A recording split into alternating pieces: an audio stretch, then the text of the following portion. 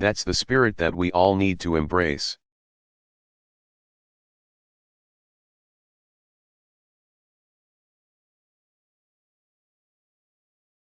That's the spirit that I want to build on.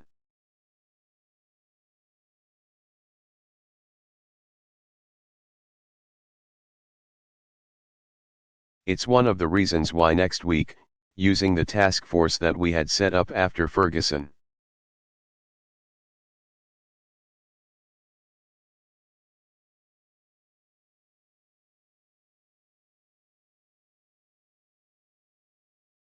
but also building on it, and inviting both police and law enforcement and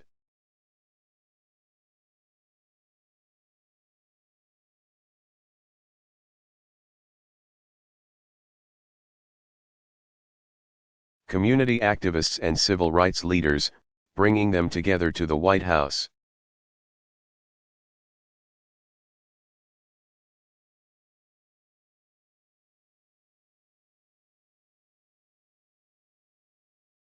I want to start moving on constructive actions that are actually going to make a difference.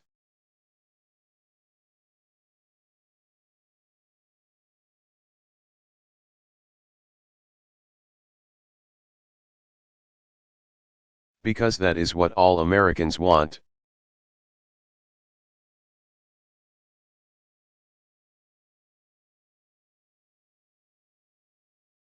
So when we start suggesting that somehow there's this enormous polarization,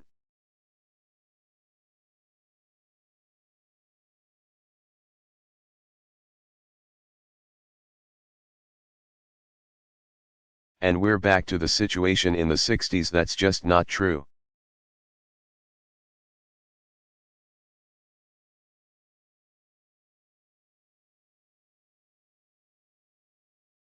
You're not seeing riots, and you're not seeing police going after people who are protesting peacefully.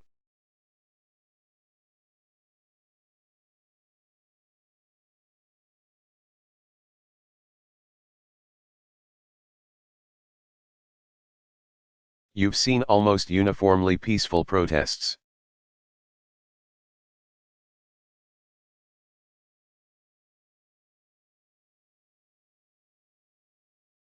And you've seen uniformly police handling those protests with professionalism.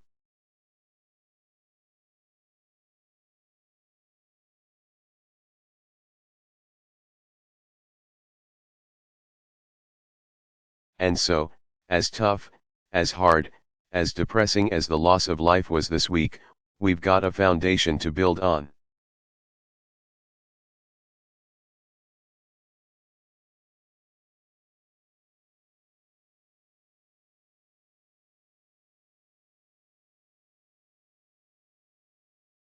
We just have to confidence that we can build on those better angels of our nature.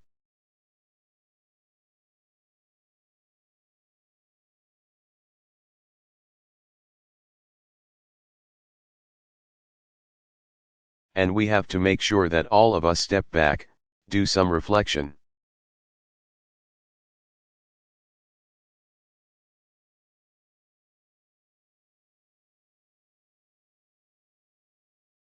And make sure that the rhetoric that we engage in is constructive, and not destructive.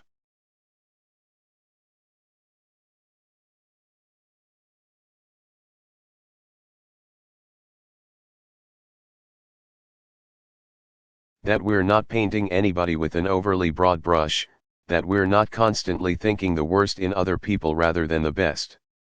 If we do that,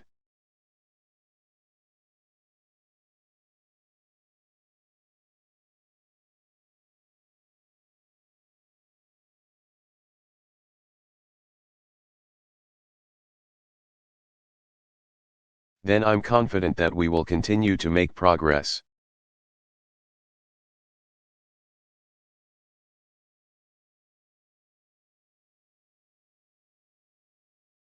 Now, here in Europe, this is a pivotal moment for our alliance.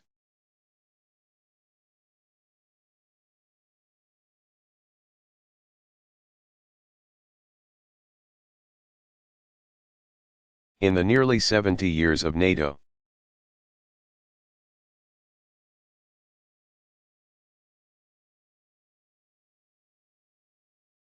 Perhaps never have we faced such a range of challenges all at once: security, humanitarian, political.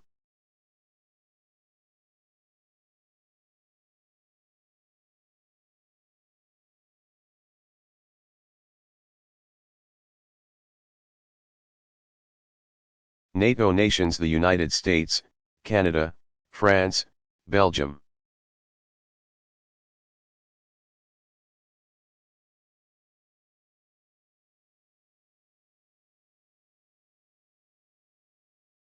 And Turkey have endured heinous terrorist attacks directed or inspired by ISIL.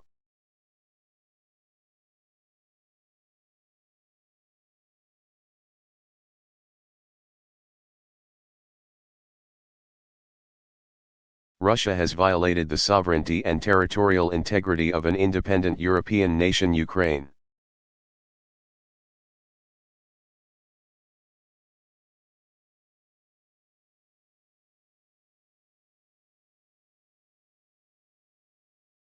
And engaged in provocative behavior toward NATO allies.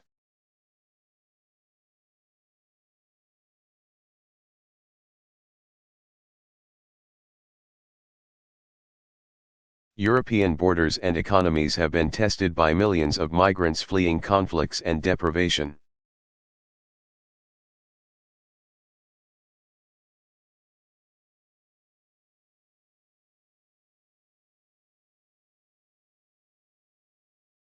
And the vote in the United Kingdom to leave the EU has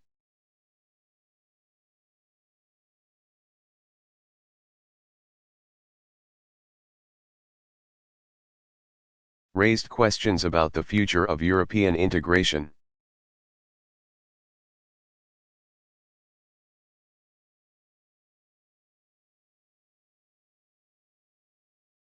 In this challenging moment, I want to take this opportunity to state clearly what will never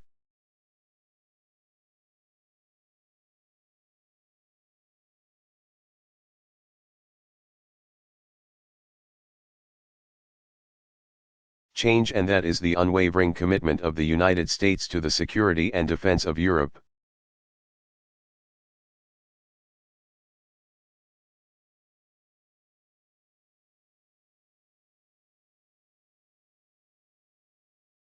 To our transatlantic relationship, to our commitment to our common defense.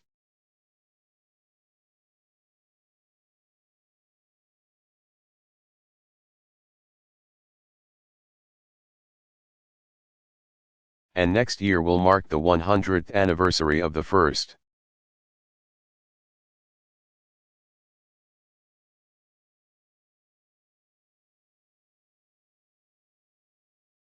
American troops arriving on European soil in the First World War.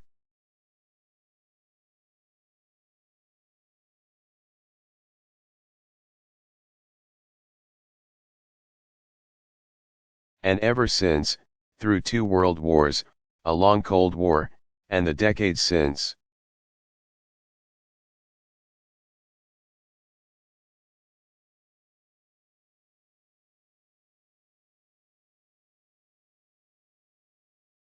Generations of Americans have served here for our common security.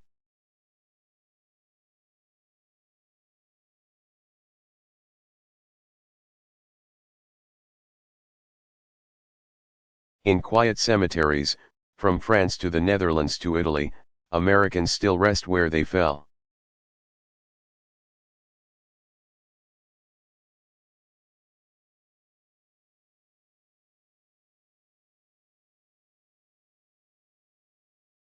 Even now, more than 60,000 American military personnel serve in dozens of European countries.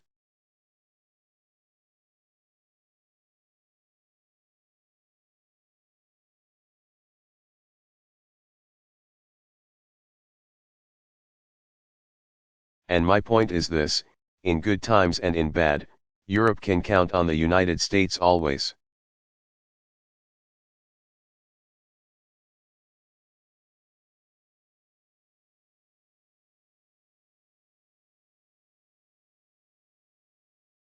Here in Warsaw, we haven't simply reaffirmed our enduring Article 5 obligations to our common security.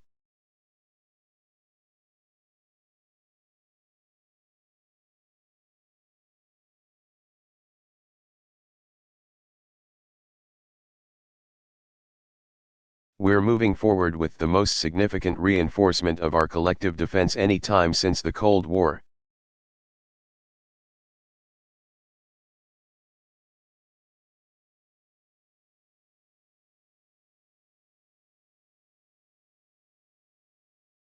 First, we're strengthening NATO's defense and deterrence posture.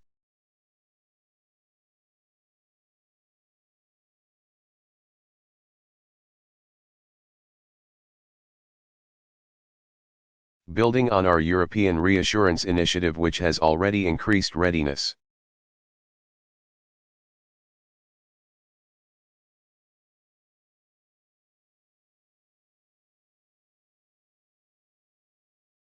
From the Baltics to the Black Sea, our alliance will enhance our forward presence on our eastern flank.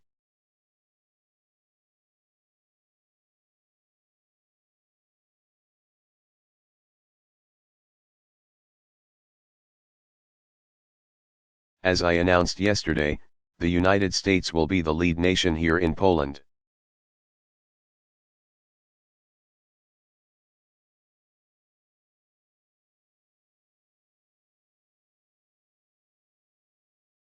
Deploying a battalion of American soldiers.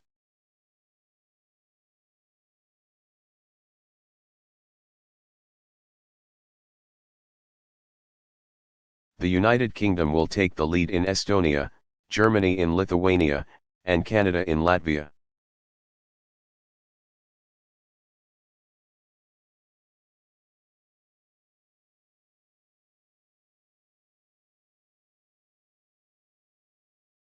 This will mean some 4,000 additional NATO troops, on a rotational basis, in this region. Moreover,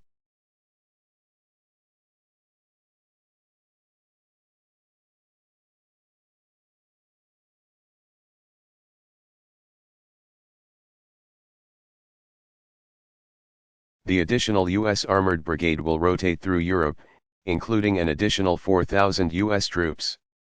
Meanwhile,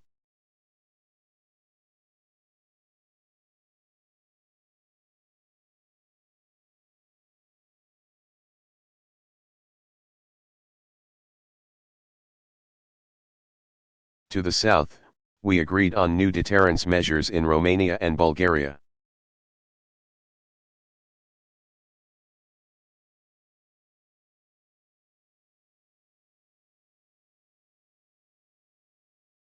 So NATO is sending a clear message that we will defend every ally.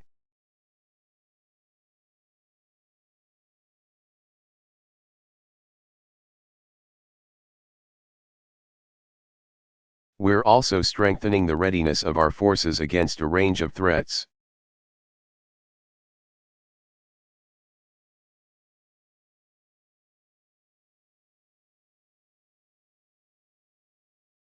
So NATO's Joint Task Force is now operational and can deploy anywhere in Europe on short notice.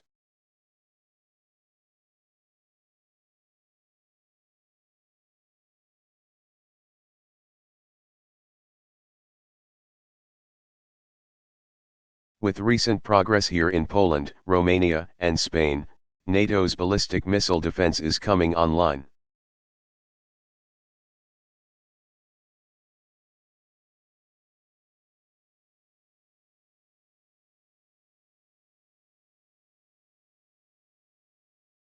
And we're launching a new effort to boost the resilience of allies.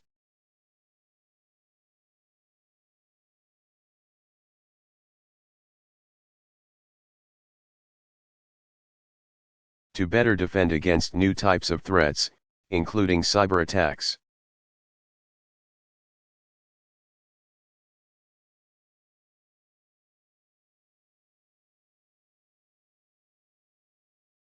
NATO is increasing our support to Ukraine.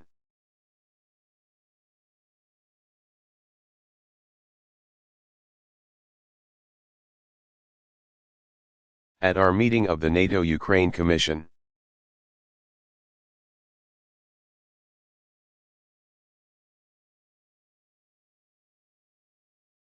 we agreed on a new assistance package to improve alliance support for Ukrainian forces.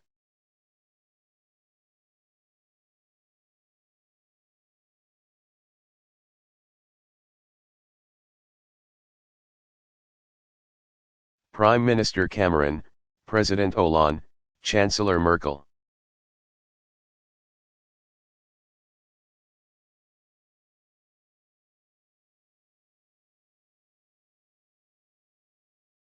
Prime Minister Renzi and I met with President Poroshenko, and we reaffirmed our strong support for Ukraine's sovereignty and territorial integrity.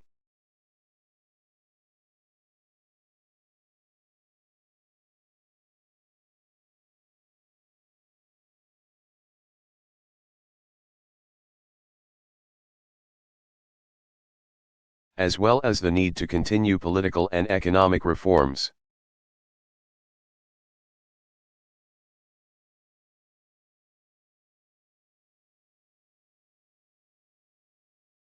Applause heard from another room.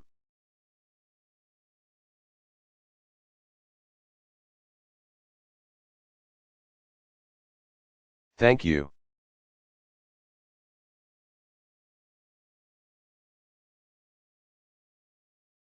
I'm already getting applause. I'm not even finished yet.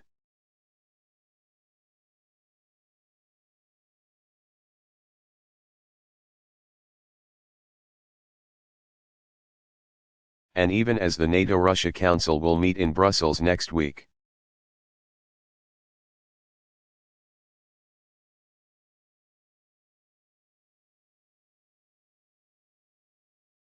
Our 28 nations are united in our view that there can be no business as usual with Russia until it fully implements its Minsk obligations.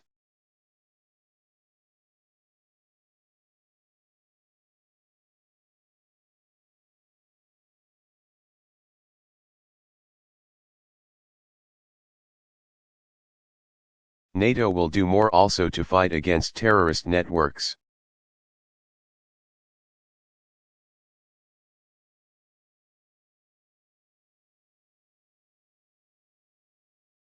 Every ally already contributes to the campaign against ISIL.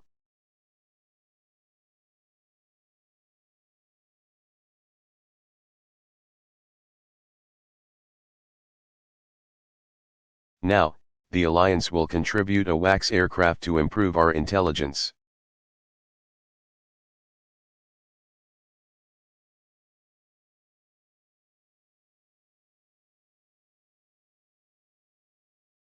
Surveillance and reconnaissance against ISIL.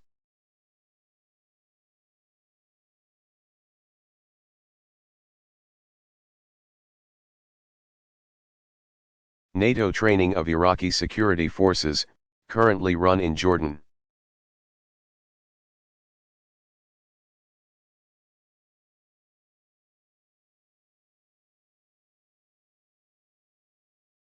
Will move to Iraq, where they can be even more effective.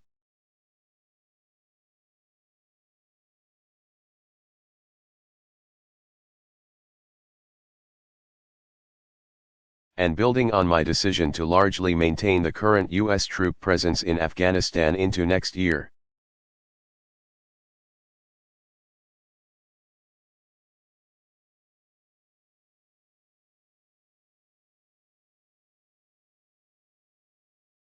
"39 nations, including the U.S., have committed more than 12,000 troops to NATO's training mission.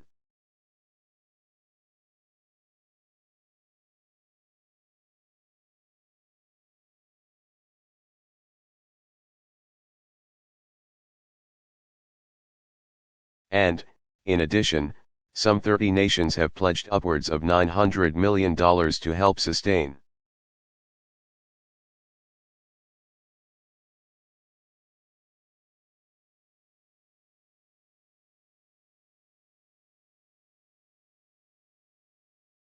Afghan forces, which is a very strong message of our enduring commitment to Afghanistan.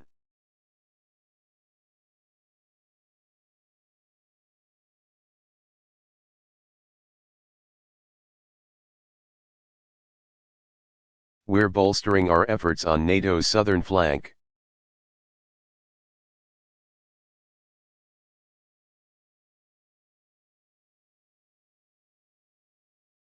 The alliance will increase our support to EU naval operations in the Mediterranean too.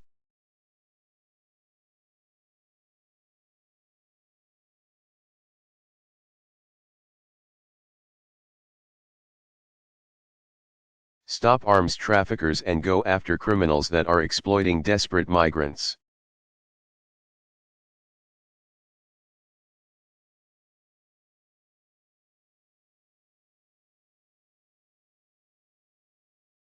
And we're going to do more to help partners from North Africa too.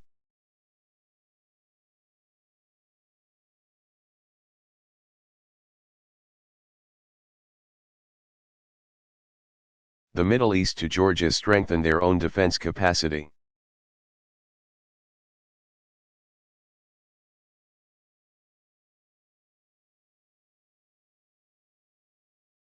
And, finally, after many years, NATO has stopped the collective decline in defense spending.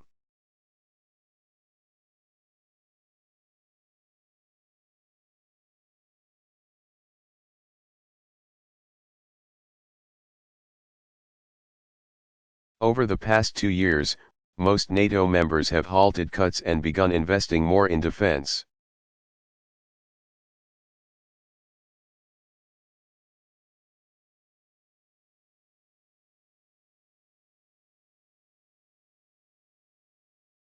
And this means defense spending across the alliance is now scheduled to increase.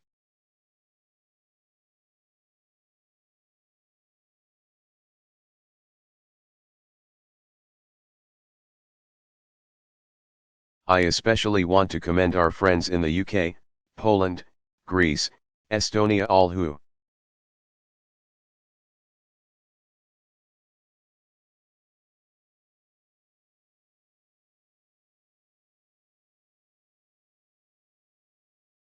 along with the United States, pay their full share of at least 2% of GDP for our collective defense.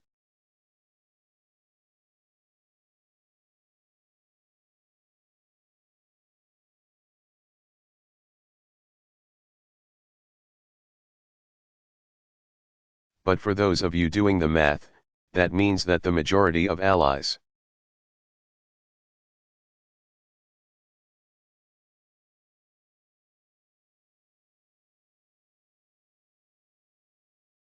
are still not hitting that 2% mark, an obligation we agreed to in Wales.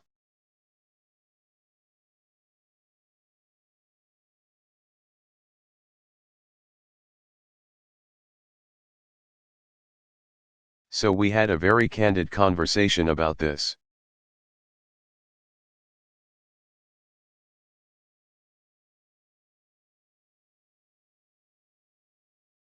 There's a recognition that given the range of threats that we face and the capabilities that we need,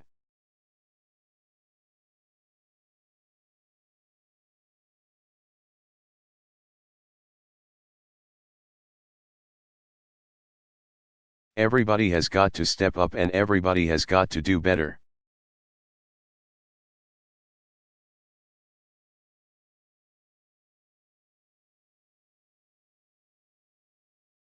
So, in closing, I'd just note that this is my final NATO summit.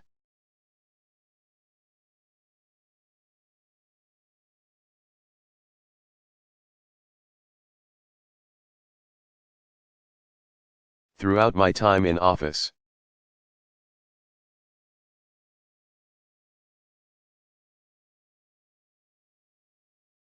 one of my top foreign policy priorities has been to strengthen our alliances, especially with NATO.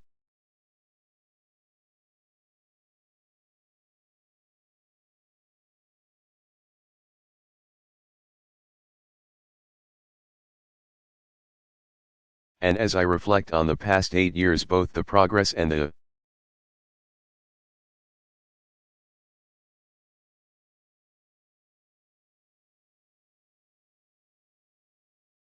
challenges, I can say with confidence that we've delivered on that promise.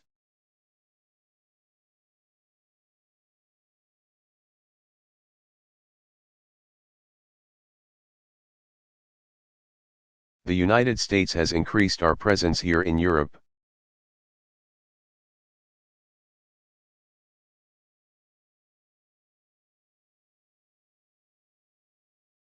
NATO is as strong, as nimble, and as ready as ever.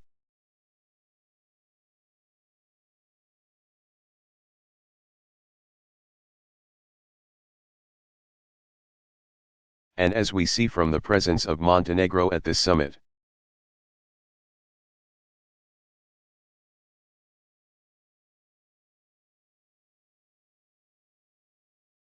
The door to NATO membership remains open to nations that can meet our high standards.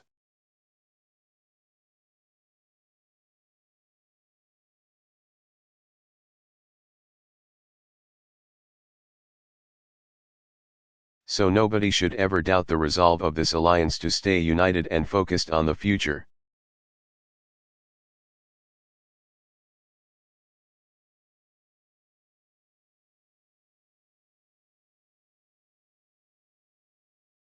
And just as our nations have stood together over the past 100 years,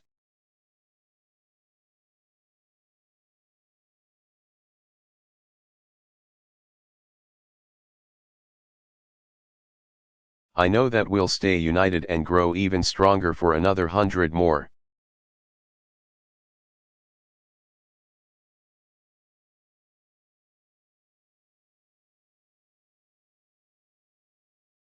With that, let me take some questions.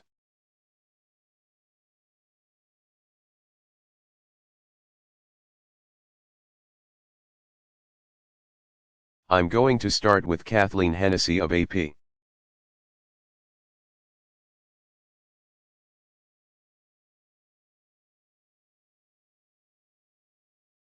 Question, thanks, Mr.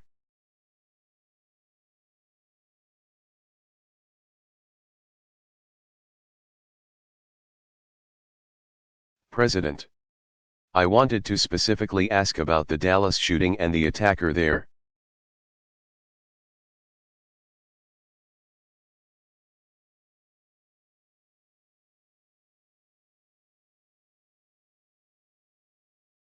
Now that we know more about the man who we believe did those crimes,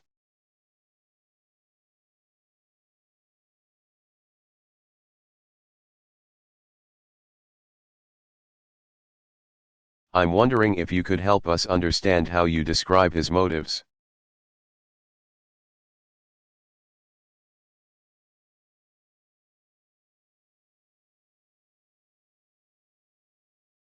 Do you consider this an act of domestic terrorism?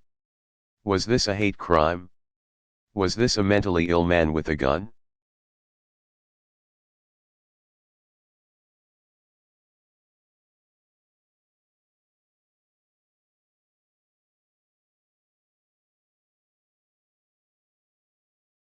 How should Americans understand why that happened?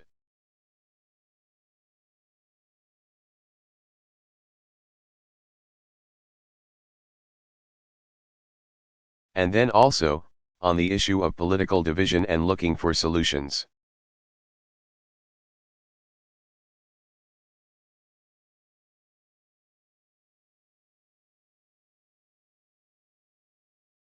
There have been some critics who noted that you immediately mentioned your call for gun control soon after the attacks.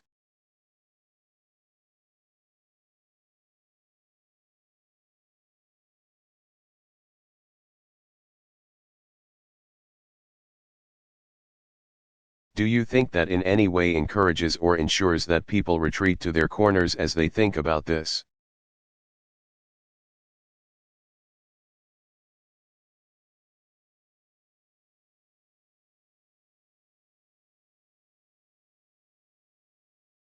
President Obama, first of all, I think it's very hard to untangle the motives of this shooter.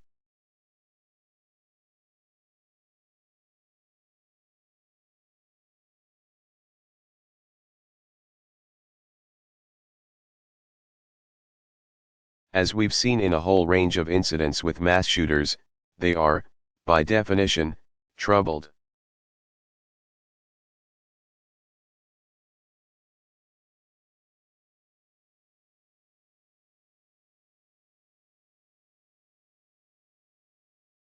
By definition, if you shoot people who pose no threat to you strangers, you have a troubled mind.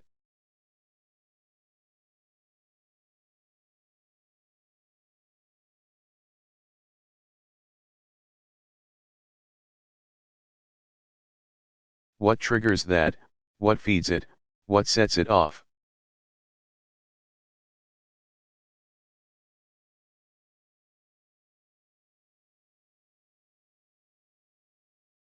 I'll leave that to psychologists and people who study these kinds of incidents.